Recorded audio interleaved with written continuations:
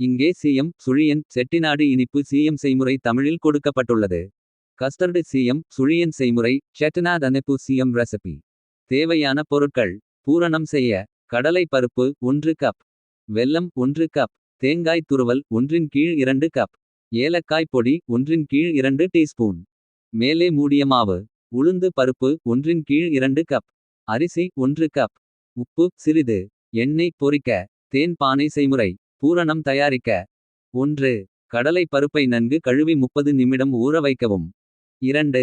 பிறகு அதை வேக வைத்து நீர் வடிக்கவும். 3. வெல்லத்தை சிறு அளவு தண்ணீரில் கரைத்து வடிகட்டி பருப்புடன் சேர்த்து போடவும். 4. மிதமான தீயில் கிளறி அடர்த்தியானதும் தேங்காய் துருவல் ஏலக்காய் பொடி சேர்த்து நன்கு கலந்து ஆறவிடவும். 5. சிறிய உருண்டைகளாக உருட்டி வைக்கவும். மேலே பூசும் மாவு. 1. உளுந்து பருப்பு அரிசி இரண்டையும் சேர்த்து 2 மணி நேரம் ஊறவைக்கவும். 2. பிறகு நன்கு அரைத்து சிறிது உப்பு சேர்த்து பிசையவும். 3. இட்லி மாவு போல் நெளிவானதாக இருக்க வேண்டும். தீ பொரித்தல். 1. எண்ணெயை காய வைத்து பூரண உருண்டையை மாவில் நனைத்து எண்ணெயில் போடவும். 2.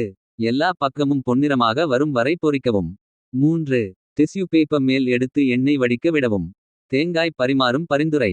சீயம் வெறும் நேரத்தில் அல்லது விநாயகர் சதுர்த்தி தீபாவளி போன்ற பண்டிகைகளில் இனிப்பாக பரிமாறலாம். வீட்டிலேயே சுவையான செட்டிநாடு சீயம் தயார் செய்து பாருங்கள்.